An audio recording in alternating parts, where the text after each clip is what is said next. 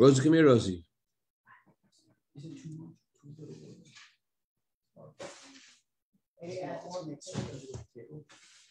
Rosie?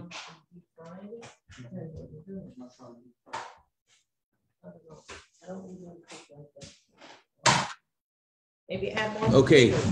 Good vach. Tonight's story is very connected to the Yontif we just came from, the Yontif of Purim. It says in Megillah that Mordechai asked Esther to go to Achashverosh. He said, added a line, who knows, maybe for this very reason, Hashem chose you to be the queen. For this very reason, the reason that Jewish people need your help, that's why Hashem chose you to be the queen. That's what Mordechai told Esther. On that note, I want to share with you a story that tells us a lot about divine providence and how we don't always know why things happen the way they do. There was a family that survived World War II. Rabbi Zusha and Nechama Mergolin were living in the city of Abroisk, and it was during the war, and it was very difficult circumstances. And he was married to his wife Nechama. They had 2 children, Minna and Tova, and a son. And he was drafted to the Red Army. Because he was drafted to the Red Army, so his wife Nechama was left to fend for their 2 daughters and the son by herself. So she thought of traveling far away to Tashkent in Uzbekistan, which is very, very far from where they were. But since there was a real hunger, it was very difficult to get there. Unfortunately, on the way there, her son died, and she died. So her 2 daughters, Minna and Tova, were left walking to Samarkand by themselves. They were about under 10 years old. So it was really people looking at them like, what are these 2 little girls doing walking by themselves? They had to bury their brother by themselves. So people felt bad for them, and they got them into an orphanage. And they stayed in the orphanage throughout the war. When the war was over, so they asked these 2 girls, Minna and Tova, do you know any living relatives? So they knew that they had an aunt, Dreza, and an uncle, Yaakov, who lived in Samarkand. They asked them, do you know the address of your aunt and uncle? Now, it wasn't something that you might expect them to know, because the war, years of the war, being in an orphanage, they were just little kids, and the war started, they're 10 years old. But they did know. They did know how the address of their uncle, Rabbi Yaakov, and their aunt, Dreza. Because they knew their address, so the orphanage agreed to send them to their aunt and uncle, and they were reunited with their family.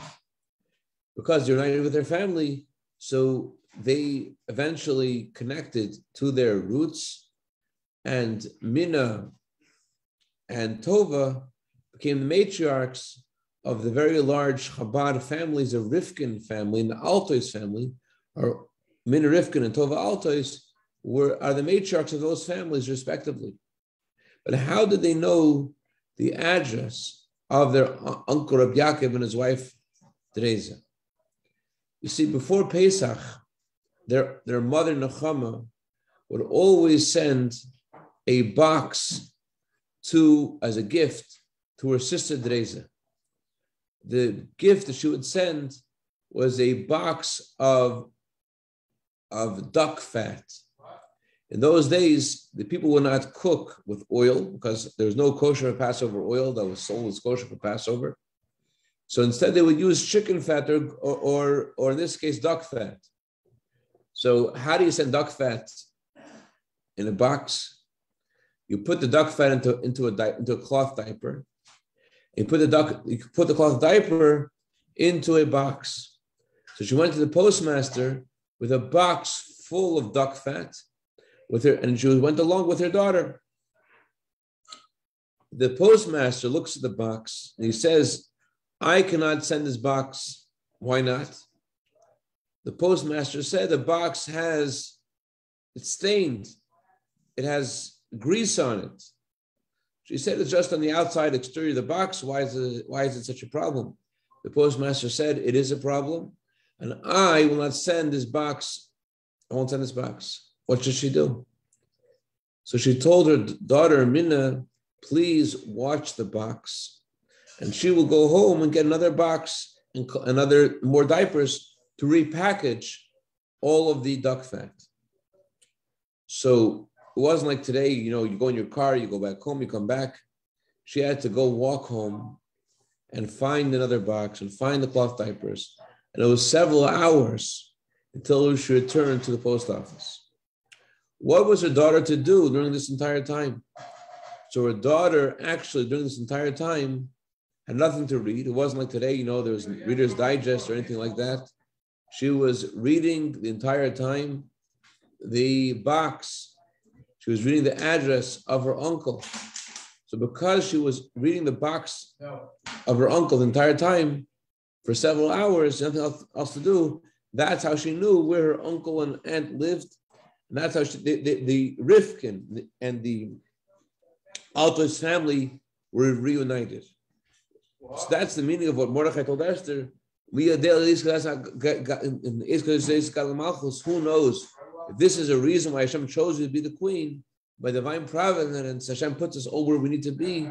And that's a place, and that's a time, and that's a circumstance you need to be to do what Hashem asked you to do. On that note, I want to share with you two interesting things happened to me, myself, this week.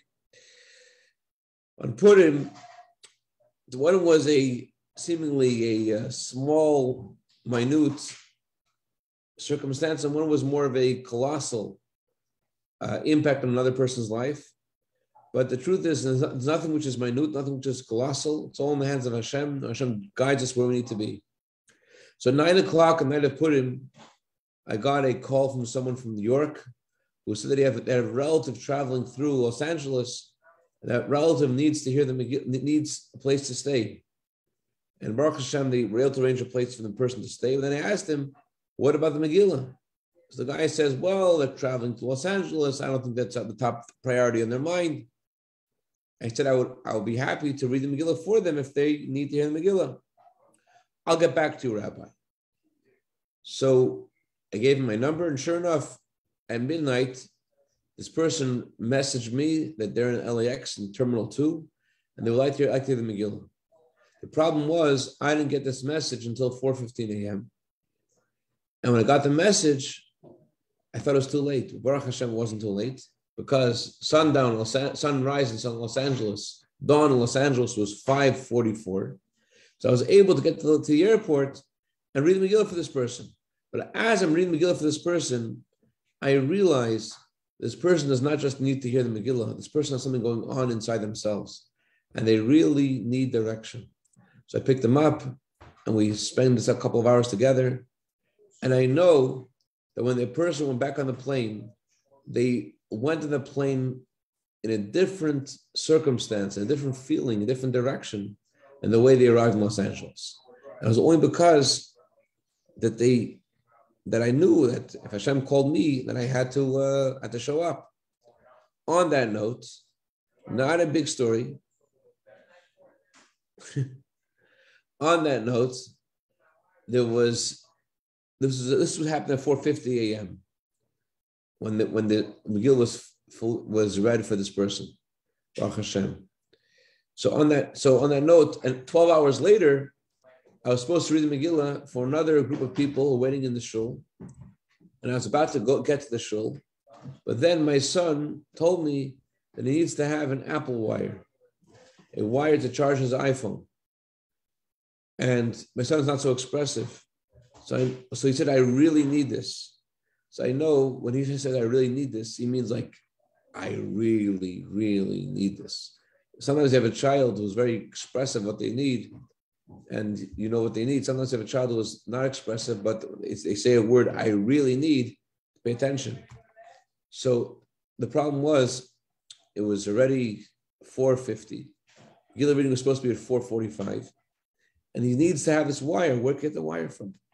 And so I'm at my home here, and I'm about to go to shul, and I don't know what to do for my son.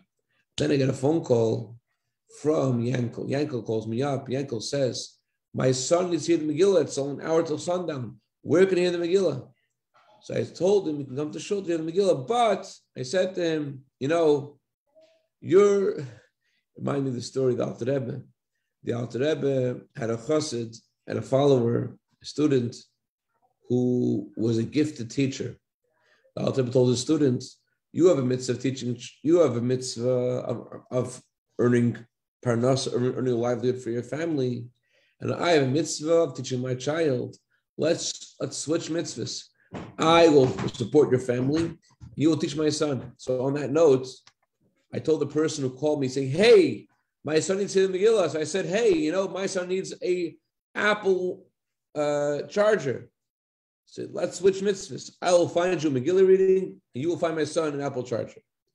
As divine providence would have it, this man's son was on the block of where my son was at that time. Unbelievable.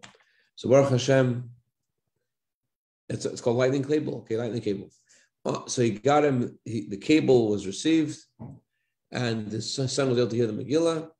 Everything happened in the right place, in the right time, right circumstance.